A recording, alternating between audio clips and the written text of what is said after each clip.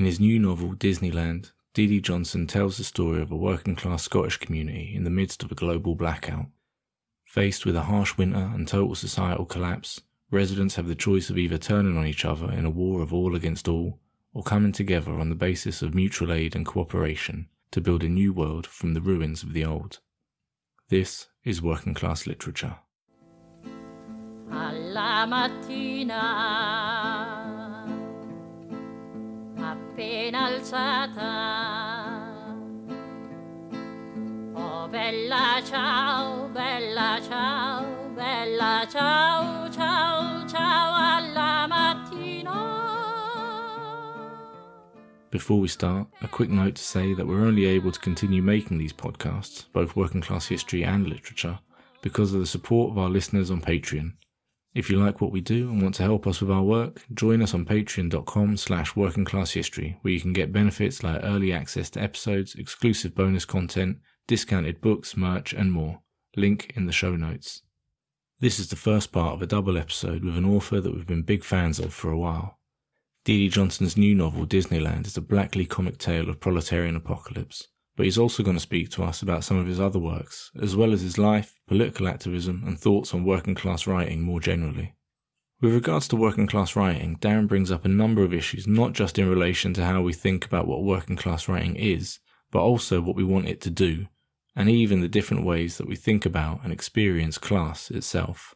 Well, I think the term working class it's a funny one, isn't it? Because it means different things in different contexts. And in common usage in the UK, certainly, it tends to be associated with people and families that derive their income for manual or unskilled work. And because of, I guess, changes to the sort of labour that capitalism requires, increasingly working class refers to a disadvantaged minority in our society in terms of popular usage. Now, at the same time, working class also refers to the same, what Marxists would call the proletariat, that great majority of people that have got no way to access society's resources except through selling their labour power.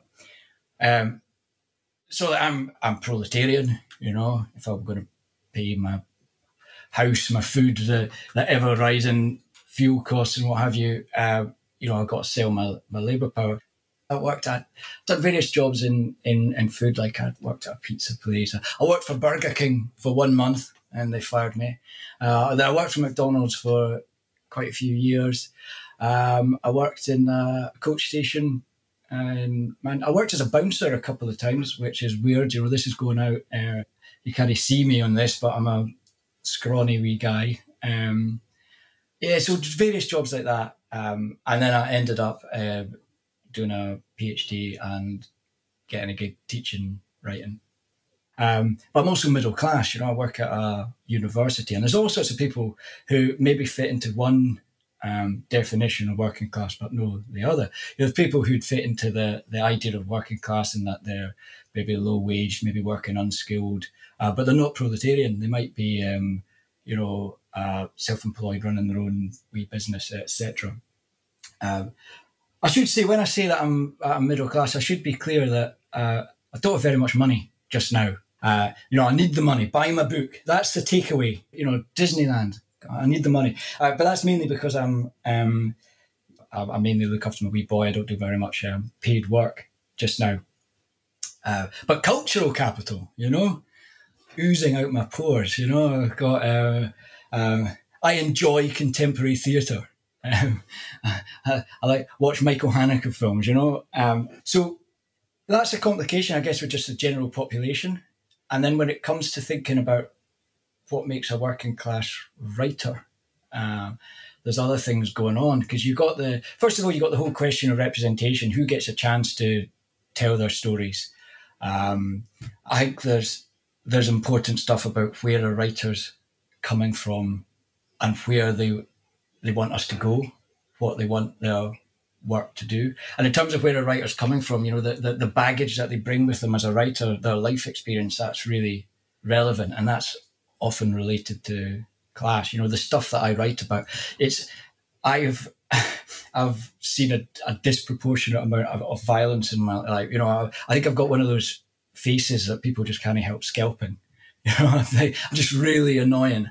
So when I was younger, I got hospitalised way more often than I should have done, and beaten up lots and stabbed and near set on fire and all this sort of stuff.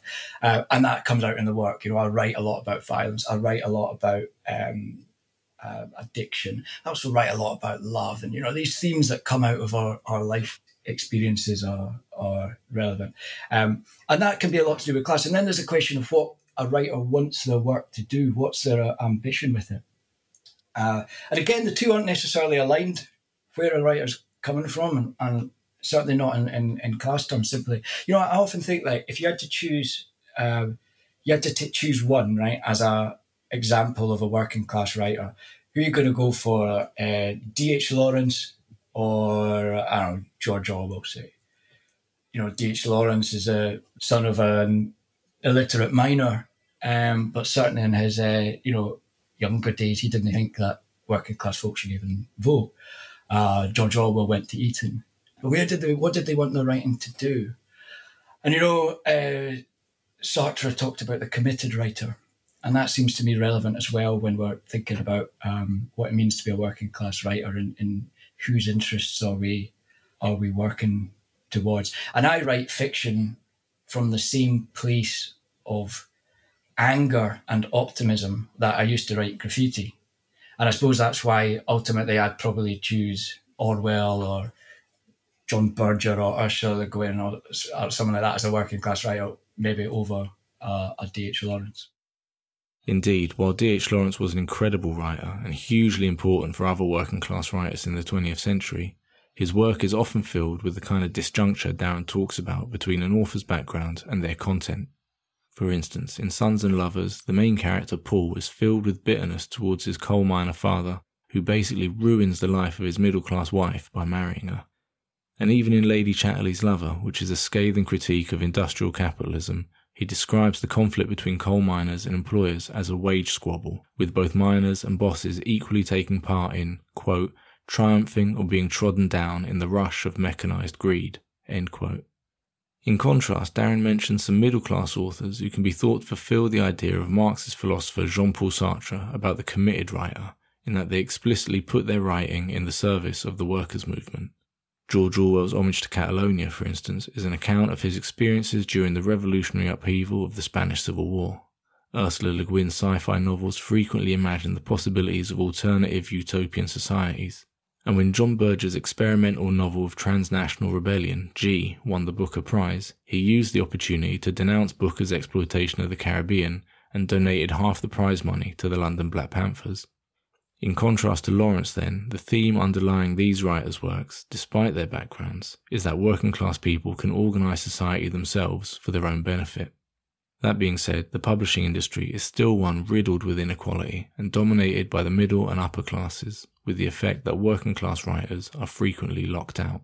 If you go to meet a literary agent or something, it's not going to be over a couple of Carlsberg and a local Spooner, you know. It's going to be skinny lattes at somewhere that does great vegan patisseries, and you talk about your yoga classes. I've got many sort of deficiencies and failings as a human being, and I couldn't necessarily pin them on a particular demographic. With regards to the elitism of the publishing industry, it's a question of there's been a lot of attention in terms of like looking at the gender and race balance of prize lists, and that's changed a huge deal in 40 years. Class is probably a bit slower to change.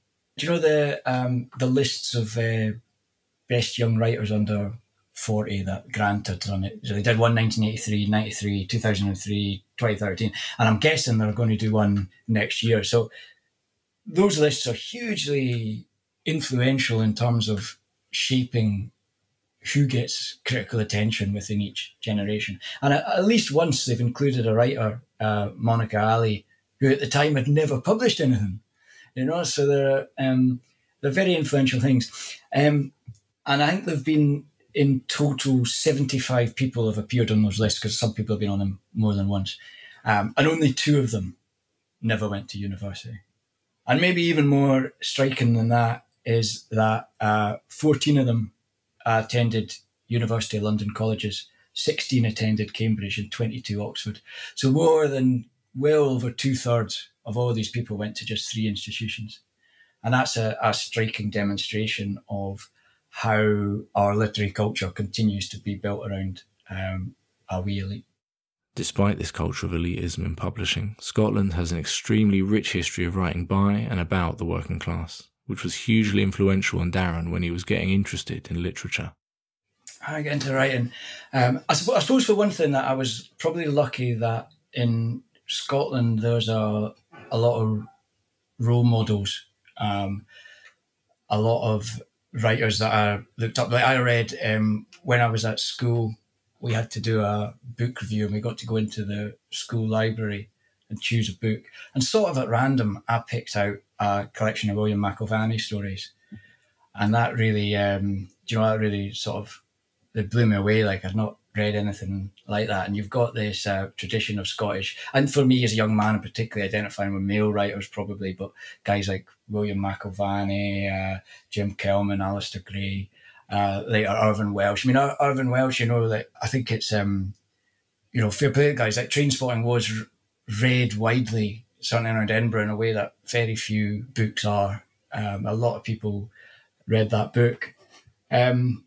So I had that sort of influence, but then what really happened was I was living in France, and my girlfriend she left me for the branch secretary of the local anarcho-syndicalist trade union. I should say that she had very good reasons for doing this, and I'm almost, it's sort of, I'll say like 20 years now. I'm almost over it, In fact, she's coming to visit me later this month with her family, and it'll be very nice to see her. So I'm not bitter, but at the time, gutted. And I realised that the only way that I could sort of heal was to write these awful, melancholic sort of love laments, like this, a sort of anti-capitalist Scottish Sorrows of Young Werther or something like that. But as I sort of began to get myself together, I started to think, all right, well, what can I actually do with this? And it seemed that to me that writing fiction was a sort of a fuller way to explore life than maybe just writing sort of political theory or whatever. So aside from Irvine Welsh, who became world famous because of Trainspotting, Darren mentions a few writers here who people might not be familiar with. William McIlvanney, for instance, was a multi-award-winning novelist and son of a miner who wrote the Laidlaw detective novels, and his works often see troubled characters in conflict with themselves and their surroundings. Alistair Gray, whose novel Lanark is considered a classic of Scottish writing, was the son of a warehouse worker and builder's labourer from Glasgow, while Jim Kelman, another Glaswegian, is known for his aesthetically innovative novels such as How Late It Was, How Late, which won the 1994 Booker Prize and upset a lot of middle-class critics as a result.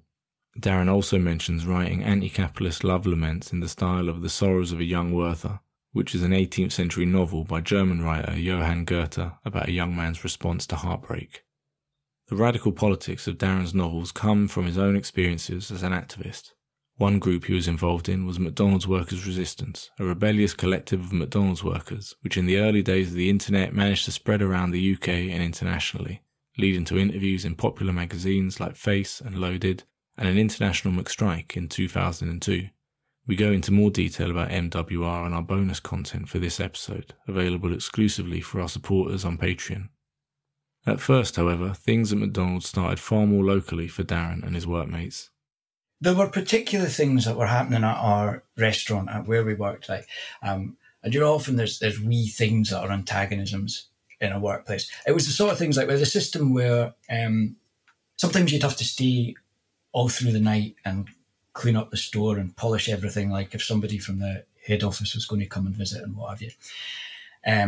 And the managers would say, well, I want you to work all through the night, but I'll give you a £10 bonus in your wages. And you'd go, all right, fair enough. And you'd do it. And then you'd never get the bonus.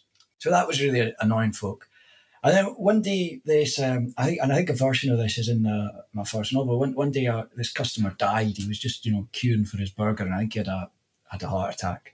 And I was a sort of bizarre spectacle because for a while, like nobody really knew what to do. So people were still selling burgers, you know, all the customers were sort of stepping around this guy while they were trying to resuscitate him. And it went on for quite a while. Eventually the ambulance came, tried to revive him, couldn't do it, and he died. So they closed the restaurant while they took the body out, and we all went outside. We were all having a smoke and just thinking about what happened. And we're talking about workers who's 16, 17, 18, you know, haven't probably seen somebody die before, and everyone was a wee bit shook up. And we decided we were going to go across the road to the pub. After a wee while, manager comes across the road and says, like, we're reopening the restaurant. And we all said, no, we're not coming back. And they couldn't really do anything because we'd all gone. And you know, they just waited till the night shift came in and they reopened. But it was a wee thing. And then we got talking and we started to say, well, what about starting a trade union? Because that's what you think, first of all. So we went round and we collected all the signatures to join a trade union. And I think we got like 40 signatures out of the 60 folk that worked there. But actually, you know, it takes a long time to like work out what to do with them and how to apply, and you've got to go through all this legal process. And of course, by the time we started to do that, the staff turnover is so high that there was hardly sort of that they would suddenly not got the majority anymore. So we started doing something different instead, and we started doing it secretly and having a wee bit of a laugh with it. Because of this, McDonald's workers' resistance was very different from traditional union campaigns. MWR never tried to present themselves as hard-working staff members, and humour was always a big part of everything they did, from prank calling Richard Branson to writing fan fiction about Ronald McDonald making balloon phalluses at children's birthday parties. I think for one thing, we had no sort of we were openly antagonistic to the company. Most unions, even when they're on strike, they have to say, you know, this is going to build a better service, or it's going to, you know, make this company stronger in the long run. And we were quite explicit that we sort of hated McDonald's, and we knew we had to do it anonymously because, like, if we didn't, we were just going to get sacked straight away. You know, just get you know, they just come in the next day. They just said, right, you're out. So we knew we had to do it secretly, which made it really hard. It's really hard to. There's things you just can't do when you're trying to be anonymous, but it also really frees you up to say whatever you think and not worry about it. So we'd do, you know, we'd all our material was really pretty offensive looking back on it. But it was all very sort of confrontational, and I suppose it was in a cultural moment. You know, we were, this was the late 90s. It was just after grunge culture, and we were saying, you know, we're writing guides on how to slack off and telling people, you know, it was we'd be always doing like we'd be taking company propaganda and like changing words to do funny things with it and that, and like messing around with text and images. And of course, it was this postmodernism was in the cultural sphere at the time, and like we were all watching Tarantino films, and you know, like so sort of that sort of messing around with text sort of came to us pretty naturally. It was a time of new lad culture, and we were, you know, writing obscene jokes about Ronald McDonald and doing prank phone calls and all this sort of thing.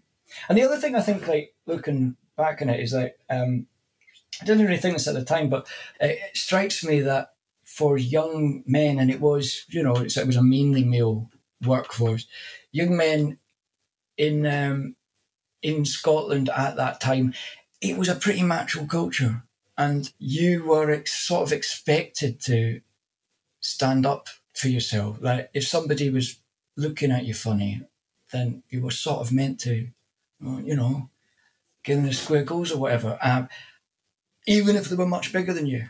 And here we had this huge big company relentlessly taking the piss out of us. So it was sort of really natural to stand up to them. I mean, we gained very little, especially in the, like once we sort of broadened it out. Like we tried to have quite near the end, we tried to do a sort of campaign for like to increase the wage, and I never really got going. I mean, like I'd say we gained a lot in dignity for ourselves. But certainly in the early days, like we just do. I mean, at a little local level, we could just do things like the way that the kitchen worked in McDonald's, or at least did then. You'd have somebody who was in charge of what they called wrap and call, and they'd like sort of be shouting, like, "Go on, I need 4 fish. Come on, hustle, hustle, hustle!" You know, and they were sort of the boss of the kitchen. So we just sort of applied direct democracy, and you know, say that they could be a instantly recallable delegate and things like that. And most of the time, you know, it would carry on pretty much as usual. But there was the sense of fun to it all was really important. Certainly looking back. Darren's involvement in McDonald's workers' resistance led him into the broader anti-capitalist movement. Well, I got involved in that through the McDonald's stuff, in that I went looking for help for the McDonald's stuff to a place called the Autonomous Centre of Edinburgh.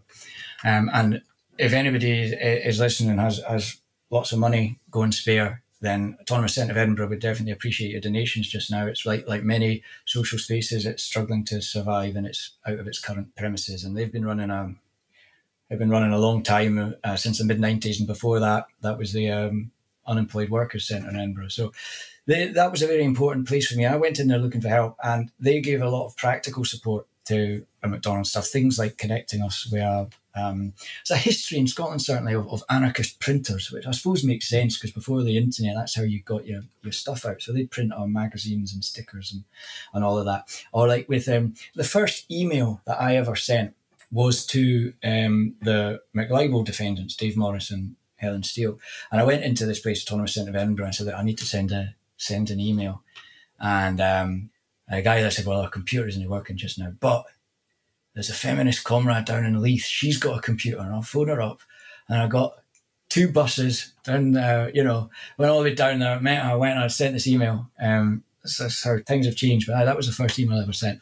And then through hanging around that space, you know, like I started meeting all the weird punks and crusties and all the rest of it, and really fell in love with the movement. And I loved the way that I'd be trusted to do things, you know, even though I was new. People say, "Well, what, do you want to write this?" I don't, you know, I know how to do it. And you're just really encouraged. And so through that, we did a lot of community campaigns, like local strikes, local neighbourhood struggles against developments and what have you. I did some anti-fascist stuff, which maybe meant something a wee bit different then. And of course, you know, the anti-capitalist movement was in full swing, and there were these huge protests at leaders' summits at the G8 and the WTO and the World Bank and all this. And there was always this frustration that energy of these big protests didn't translate more into grassroots struggles in communities and workplaces. But looking back, it's pretty amazing the scale and the militancy of these protests, and the fact that it became impossible for governments to meet in cities. It's an amazing thing, you know. They had to go off and hide in places like Glen Eagles because they couldn't safely meet in their cities, and that's pretty amazing. These experiences make up a lot of Darren's first novel, Peace, Love and Petrol Bombs, which, as far as I know anyway, is the only work of fiction to be set around the action of the anti-globalisation movement. So I think like a lot of first novels, it's pretty autobiographical. It's about a young guy that is working flipping burgers, and he and his pals start a sort of resistance movement, and then he gets mixed up with the anti-capitalist movement, and then he gets dumped by his French girlfriend. Peace, Love and Petrol Bombs is also a novel that engages with older forms of working class writing, not just in ways that draw out parallels between past and present working class life and struggle, but also the ways they've changed. Darren is about to read a passage that overtly pays homage to Robert Tressel's classic socialist novel, The Ragged Trousered Philanthropist, specifically referencing Tressel's famous Great Money Trick. But in Darren's novel, the money trick is reworked and updated to connect it to the present day. Want to hear Spocky's explanation of capitalism? Of course you don't. Nobody wanted to hear Spocky's explanation of capitalism. Still, once he got talking, it was impossible to shut him up. In his money trick, he used chocolate flakes to represent the world's raw materials and a discarded tomato slicer to represent the technology that industry uses to turn those raw materials into commodities. Lucy and I were the global proletariat, and he was supposed to represent the entire capitalist class. As such, he owned all the raw materials and all the machinery used to turn those raw materials into commodities. Because Lucy and I were wage labourers, we needed jobs if we were to share in the wealth of the world. Spocky said he would pay me to work in his factory, and so, at his instruction, I put a chocolate flake between the blades of the tomato slicer and cut it into 5 chunks. Lucy also needed a job, and Spocky agreed to employ her in the accounts department of his office. Now, bear with us. I know the guy was no David Blaine. At Spocky's instruction, Lucy gave 10 pence to me and 12 pence to herself. Now, this is where it got tricky. Spocky agreed to sell us the chocolate for 12 pence a morsel, and when I complained that I only had 10 pence, he said I could buy the chocolate on my credit card. So, while Lucy and I each ate a morsel of chocolate, Spocky reclaimed his 22 pence, ate 2 morsels, and told us to chop another flake. Same thing happened.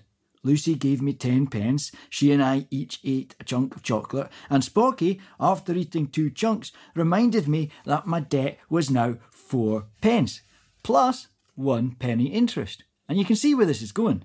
By the time we chopped another 5 flakes, Spocky, representing the entire capitalist class, had acquired a reserve of 7 morsels of chocolate. He also had all the money he'd started with and was owed an additional 32 pence that the global proletariat had incurred in debt. He then declared that Lucy and I were redundant since his warehouse was full and production had exceeded demand. However, since I was now unemployed and unable to meet the interest repayments on my debt, Spocky employed Lucy to repossess my flat. When I asked where I was supposed to live, he said he was prepared to let me my old flat for 5 pence a week. When I asked how I was supposed to afford rent, he said he'd employ me to build a new house for Lucy. When Lucy asked how she was supposed to pay for it, he said he'd lend her the money at a very reasonable rate. Soon, with each round of chocolate cutting, Lucy and I could only afford crumbs of the chunks we were producing.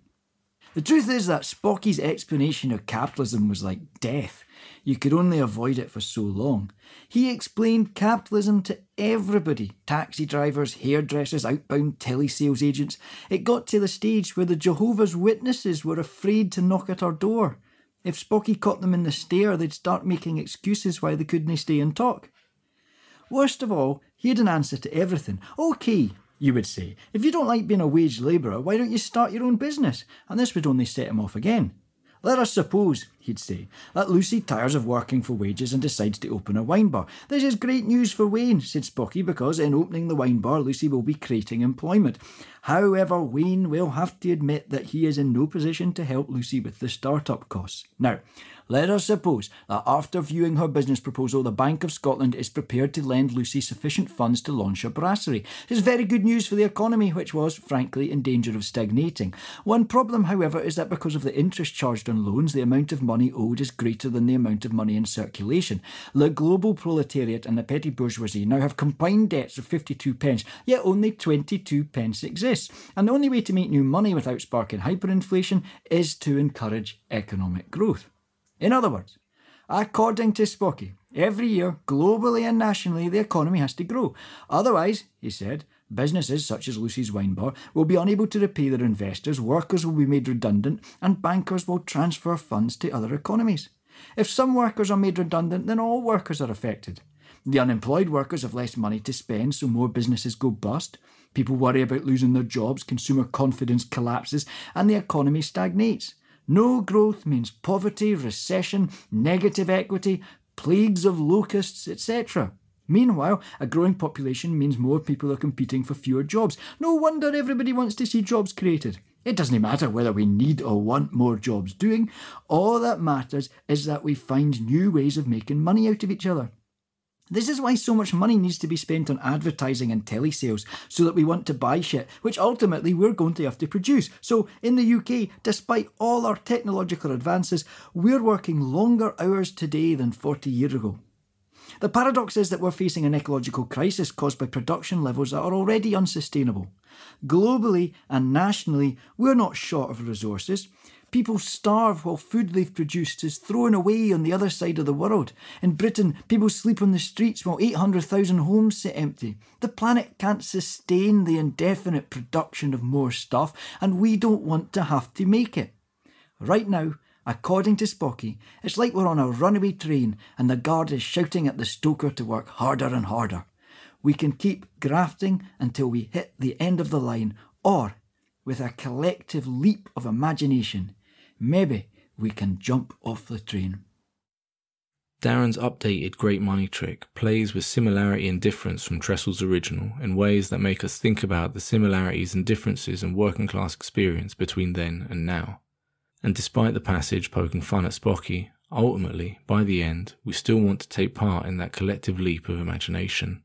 There's also a playfulness in the passage, not least in its contrast between the two workers cutting up chocolate flakes with a tomato slicer and the entire global proletariat that they're supposed to represent. This kind of comic juxtaposition is something Darren uses a lot in his writing, but rather than being a way of mocking grand ideas about changing the world, for Darren, it's a central part of it.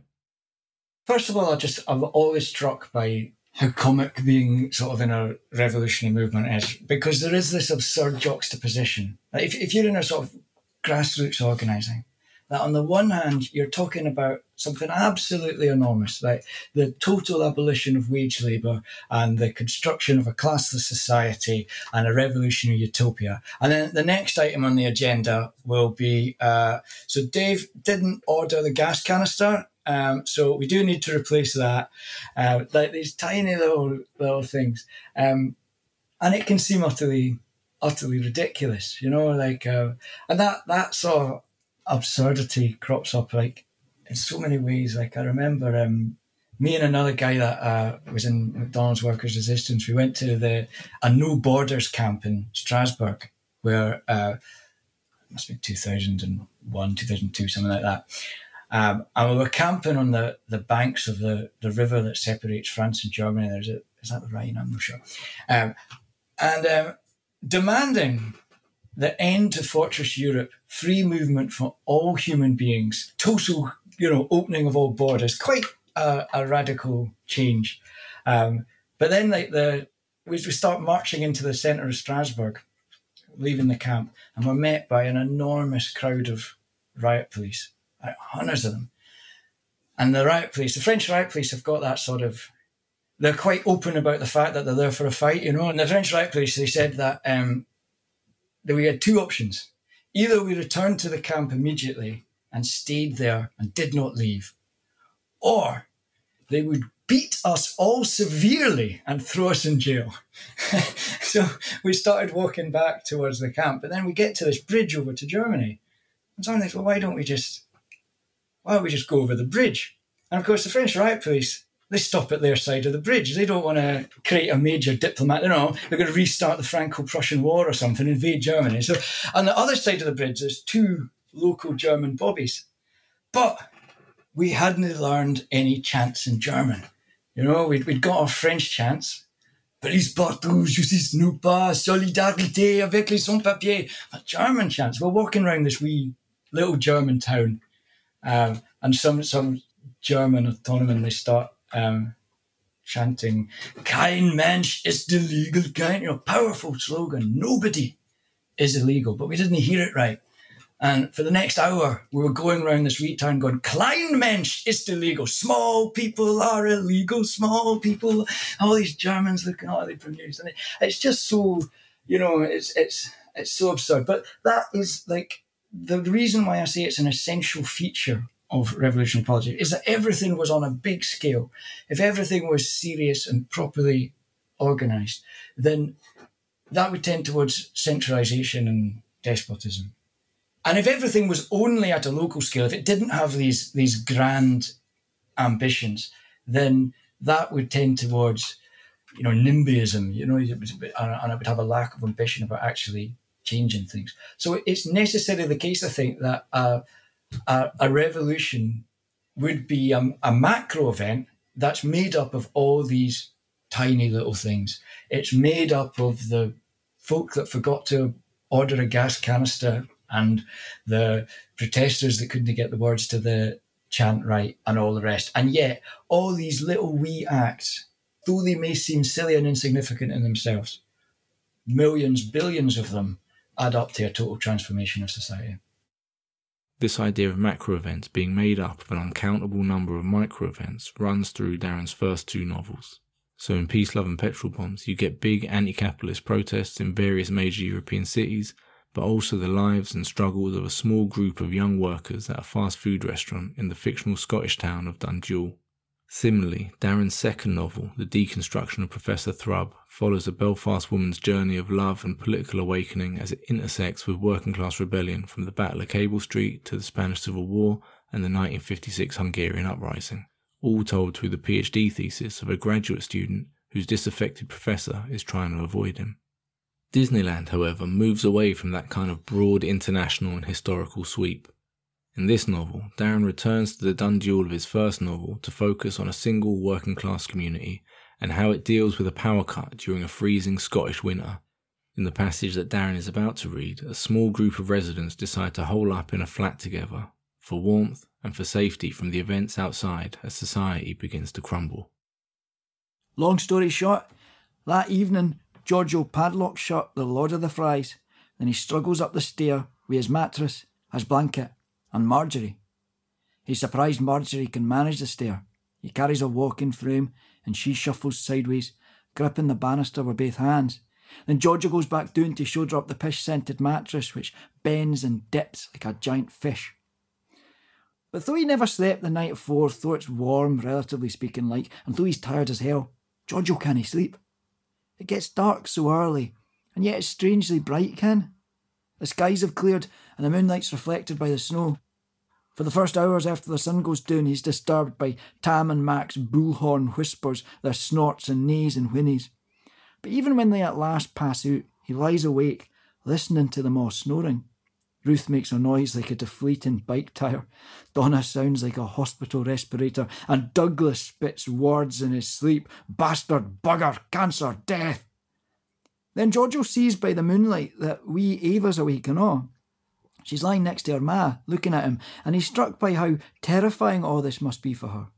And right then he's pure raging at her ma, at Donna, because that wee lassie deserves better than lying awake alone with her worries. And he thinks again about Gianfranco Jr. and how there isn't anything he wouldn't do to see him. Gianfranco Jr. was still playing peekaboo when Giorgio last seen him, so he doesn't ken anything about bairns Ava's age. Her furry hood's up and she's wearing salopettes and mittens. "Are you all right?" he whispers. "Are you warm enough?" "Aye, thank you." Outside, a bottle smashes. A drunk man sings the sash, adding "fuck the Pope" whenever he can't mind what line he's on. "Are you wanting to talk?" says Giorgio. Ava sits up in her sleeping bag, puts her chin on her knees. She says, "It's like we're in a fairy tale." "Is it?" And Ava's like, "Aye, stories always get worse before they get better. You've just got to wait for the ending." "Here," says Giorgio. "No sure if his idea's going to seem patronising. You wanting a story afore bed?" "OK."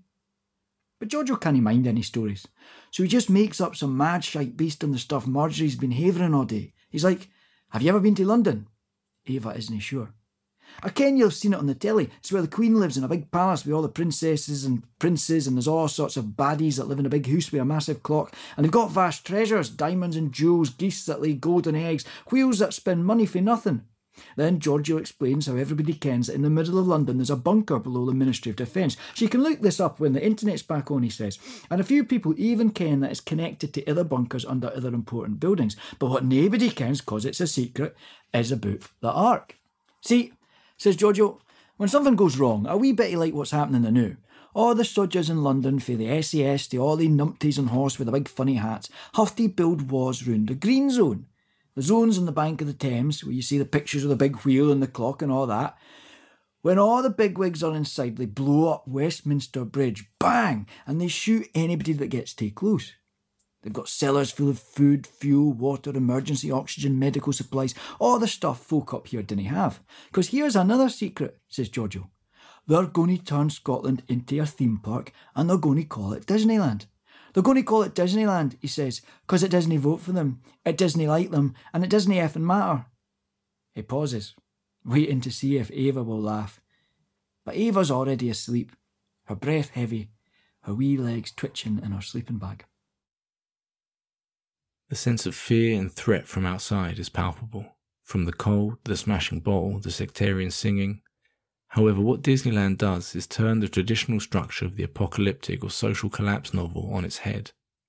Rather than showing how society descends into dystopia and people start turning on each other, Disneyland starts with our current dystopian society and imagines how ordinary people pull themselves out of it. So that, overwhelmingly, books, films, I mean, our culture's obsessed with the end of the world. We're prophesying it constantly, although we're maybe not yet doing masses to avert it. But almost always, something goes wrong, and fairly quickly, folk turn into a sort of state of savagery. And it's sort of the war of all against all. Basically, the telly goes off one day, and the next day you try and eat your neighbour. Curiously, the protagonists of these novels, they almost always stay sort of pretty good and decent, while everyone goes crazy all around them. And I think we all imagine, every person imagines that, in a disaster scenario, I'd not be the one going around trying to kill other people. I'd be all right. It's a wee bit like, they do surveys and they say, like, do you think you're a better than average driver? And something like 95% of people think they're better than average drivers. And same way people think. But they're very afraid of other people. And in fact, even beyond the post-apocalyptic genre, I think that an awful lot of our literature is devoted to the idea that there's something quite frightening inside us. Like, Joseph Conrad's Heart of Darkness, something like that. It's this, or the Lord of the Flies. The beast is inside us all. And yet, actually, you look at real-world examples of disaster, and that sort of prophecy of it being an outlet for human barbarism doesn't really seem to be the case at all. Funnily enough, in the 1960s, there was actually a real-life Lord of the Flies situation when 6 boys, aged 13 to 16, found themselves stranded on an island in the Pacific Ocean for 15 months. But while the kids in Lord of the Flies soon regressed into barbarism and turned on each other due to the absence of a powerful authority figure, these real-life children worked together to survive on the island, sharing cooking and guard duties, building shelter and maintaining a communal garden, all in stark contrast to the assumptions around human nature contained in Golding's novel. Well, there's a good book, Rebecca Solnit, she wrote a book, Paradise Built in Hell, that looks at, it's mainly American stuff, but it looks at a few examples, and I think the last one is Hurricane Katrina. If you remember that when I was going on, there was all these media stories about there were gangs and there were looting and pillaging and murdering and all of this. And in fact, that was just partly driven by racism, but also driven by our collective beliefs about how people will behave in a time of crisis. And the reality was totally different. In fact, people were doing practicing sort of mutual aid and trying to help each other out. Indeed, in her book, Solnit stresses the difference between working-class responses to disasters from those of the state. For instance, during the 1906 San Francisco earthquake, while local residents were self-organising search, rescue and firefighting efforts, the government sent in the army, who killed between 50 and 500 survivors. Solnit's work builds on the groundbreaking research of Charles Fritz, which showed that in disaster situations, most rescue and relief efforts are undertaken by the survivors themselves. And while the media often talks about looting, in fact, rates of theft and burglary actually decline during disasters, and far more goods are given away than are stolen. This spontaneous, self-organised meeting of human needs without money, markets, and often in opposition to capitalists and the state is sometimes referred to as disaster communism, referring to communism from below rather than the ideology of a party governing a dictatorial state. Similar tendencies could also be seen during the COVID-19 pandemic. I think like the COVID, the first lockdown, and I think that we always got to remember what that first lockdown was like, because we had so many others that were sort of a wee bit partial and, but that first one, it was really frightening. And, I can remind you'd be, if you went out for a jog and you realised you'd been for a walk that morning, you were terrified you were going to get lifted or someone was going to, it really was a bizarre sort of scenario. And we were all outside on the street on a Thursday night. And there's a degree of sort of, you can be sceptical about all that for many reasons, but everyone out there singing together and going round to your neighbours and people checking, putting things through your door. Do you need any help getting your messages and what have you? And even just that very, very basic everyday life level, when something goes a wee bit long, right? You're stuck on a train. You know, there's a bad rail problem, right? And you're on a busy carriage and you've been held there for 2 hours, and you see how long it takes for people to start talking. And they'll start saying, I was really hoping to get Birmingham by such and such time. I'm meeting my sister. And if I'd have known this, I didn't pack any water. And then see how long it takes someone to say, I've got some water. Do you want some? And people will start talking and they'll start sharing. My interest is in the wee things that people do, the improvised solutions, the silly things. And I hope that's in the novels. I maybe even try to make a claim that there's something that you can find in a lot of, you know, you look at really great writers. I think that you find that pathetic juxtaposition a lot. I'd say that Tolstoy, for instance, like in War and Peace, he's looking at enormous sort of changes of a global significance. But when he looks at how battles are decided and things like that, it's like the unplanned daft actions of individuals, you know, that are sort of caught in a crowd and all this that really shape things. Or like James Joyce, you know, his great study of everyday life in Ulysses is also like, he takes the Homer's Odyssey, takes this epic form to structure it all around. And it's about a guy going to the shops and having a dump and all the rest of it. I suspect there's something important there about understanding how society works and how it can be changed. Like, our lives are epic to us, you know? And I suppose that's one of the, maybe that's the novel's sort of great achievement, is to take ordinary lives and show them on an epic scale, because for us, each of us, there's nothing grander than our own life and struggle. That's all we've got time for in this episode. Join us in part 2, where we'll have more readings from Disneyland, and we'll discuss the novel's use of Scots language and dialect and its utopian vision for social change.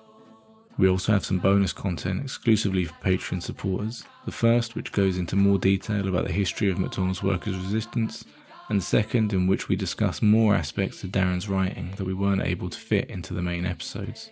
It's only support from you, our listeners, which allows us to make these podcasts.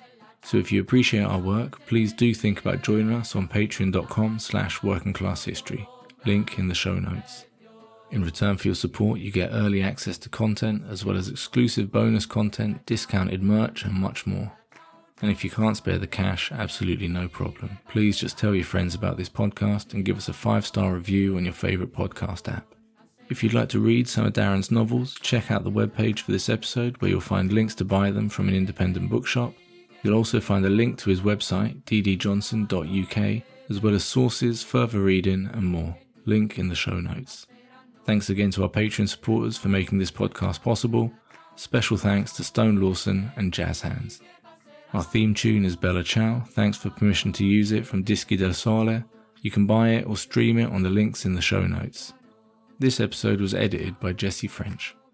Anyway, that's it for today. Hope you enjoyed the episode, and thanks for listening.